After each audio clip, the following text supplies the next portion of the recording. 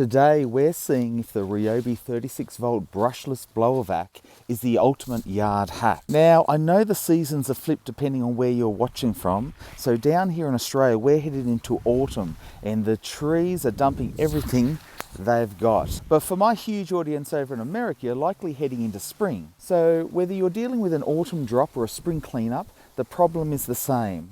The yard is a mess and life is just too short to be spending it with a rake.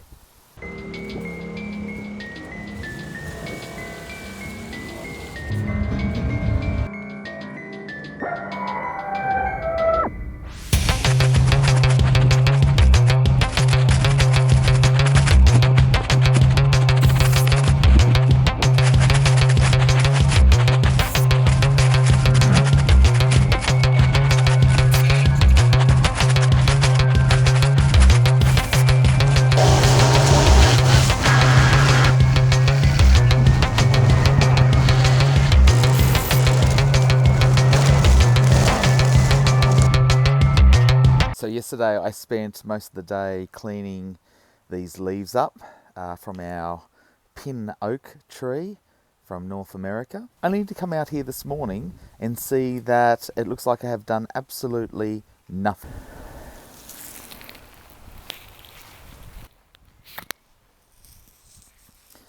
What I'm going to do today is get a Ryobi vac and mulcher to see if that can help with this. So let's go.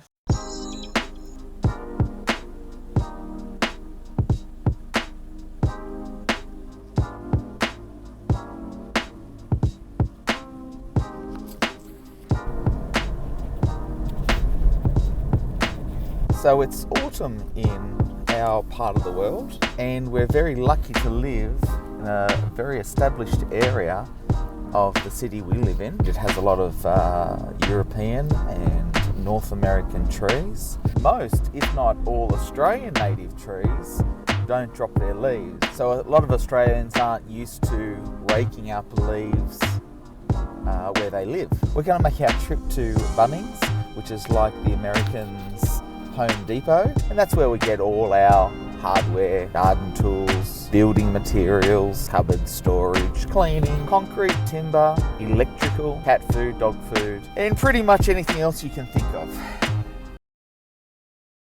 Welcome to heaven. There's lots of brands of gardening equipment. However, the brand that I'm going to get today is a Ryobi. For a few reasons: their warranty, their 36V battery range, and their tools have never let me down. Now here's one here.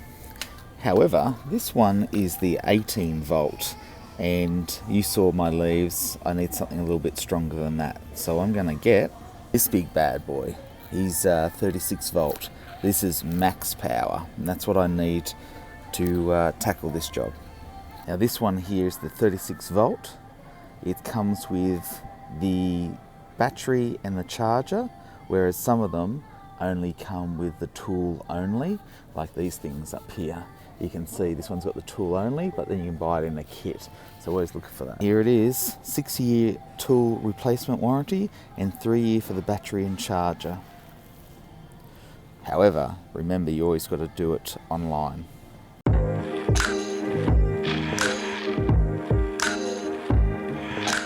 Now I've had a quick squiz of the manual and there are a couple of things you need to know before you even pull the trigger. First, the safety sensor.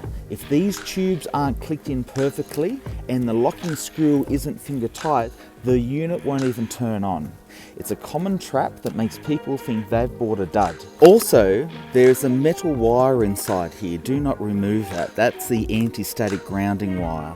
Without it, you'd be getting little zaps while you're vacuuming leaves. For the Americans watching, this 36V unit is essentially the same tech as your 40V Ryobi HP range. It's got the brushless motor, which means more torque and less heat. It also has a metal impeller. That's the engine room that mulches the leaves. Cheaper units use plastic, but for Aussie gum nuts and heavy spring debris, you want the metal. All right, let's do this quickly. It's starting to get windy and it's cold. And here it is. This is our garden and vacuum sweeper kit. This is going to suck all these leaves up and hopefully make life a little bit easier for me. We're going to pull this open and see what's inside and check it all out. First things first, everything's neatly packed. Got our wheels, tubes,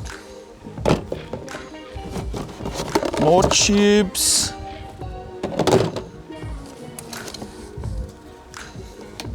charger, harness, instructions, don't need those, charger, battery. Look at this big boy. The Ryobi range for power tools is usually the 18 volt. However, this is 16 volt, and this is absolutely humongous. Wow, it's got some weight to it. This is max power. Max power. Max Power. Oh, hey, great name.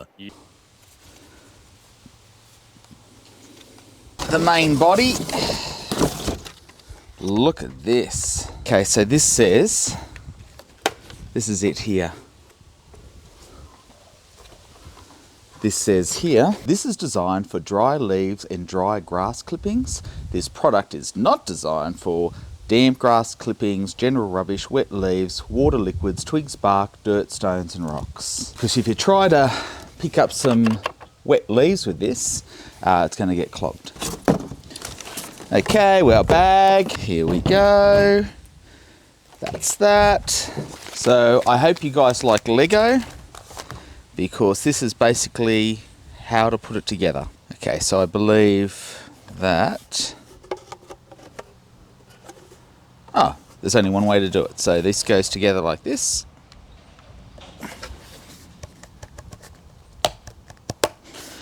Clips in.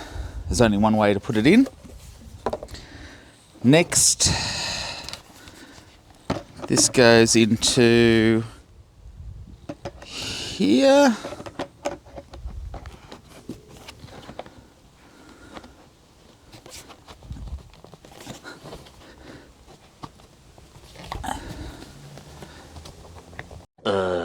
Two hours later. It all clips in, so we'll unlock the locking screw.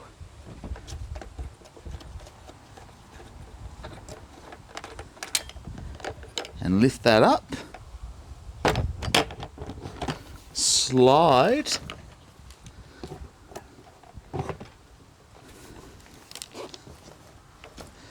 Our tube into there. Push our cover down. Hook it in there, connect it.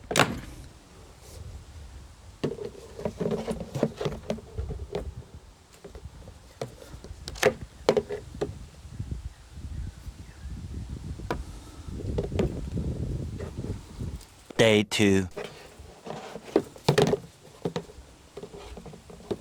We slide the base into here.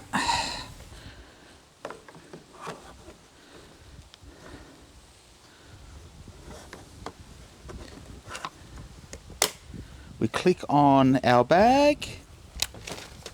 We hook our bag onto here, like so. We'll put our harness in here. Place our wheels on the bottom.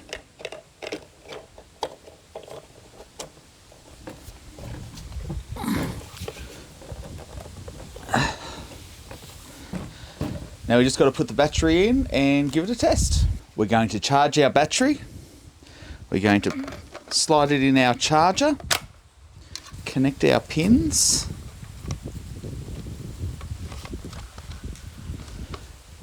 As you can see here, we've got different options. Power on's red, testing's orange, red and manual is flashing red and green, charging is flashing green, and ready is solid green. So let's go do that now. Okay, so now we have our charged battery and it's ready to go. So what we're going to do is slide that in, push it in, and we're locked and loaded. One great thing about this is the mulching ratio is 10:1, which is fantastic for the compost bin. But a quick word of warning, keep it away from wet leaves. So wet leaves get sucked into the impeller and turn it into a paste. And now that's a nightmare to clean out. If you do get a clog, always, and I mean always, pop the battery out before your hand's near the intake.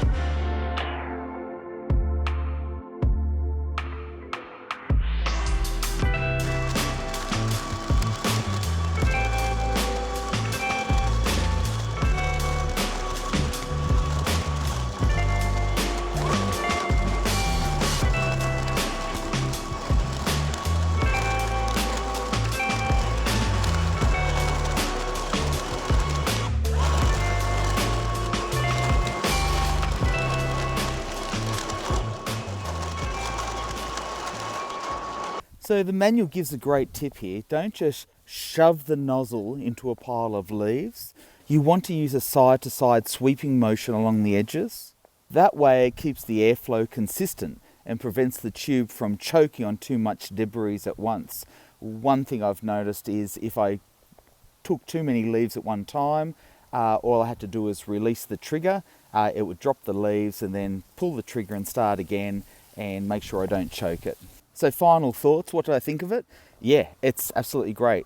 You can either use it as a blower or a vacuum. It's easy to switch between the two in like 1 second by the press of a lever. Would it be good for the elderly?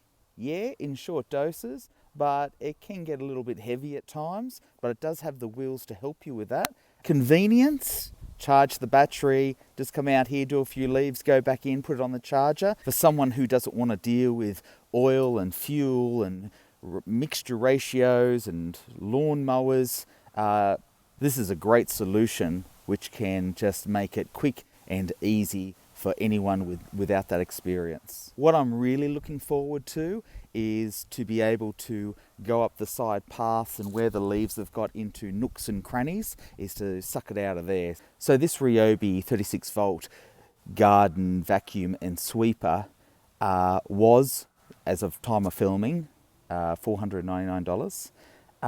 However, it comes with the tool plus your battery plus your charger. Now these batteries are going to be a lot more expensive, obviously, but a great investment in the long term. But once you have that one 36 volt battery and the charger, now you can buy into that ecosystem and start purchasing other tools that use the same battery without the charger, which brings the cost down considerably. So whether you're doing an autumn leaf run or a spring garden refresh, is the Ryobi 36 volt worth it? If you're already on the platform, it's a no-brainer. It turns a 2-hour chore into a 20-minute walk around the yard, and it saves your back in the process. So to the US viewers, are you guys using the 40 volt version of this for your spring cleaning? And to my Aussie viewers, are you ready for the autumn leaf Mageddon?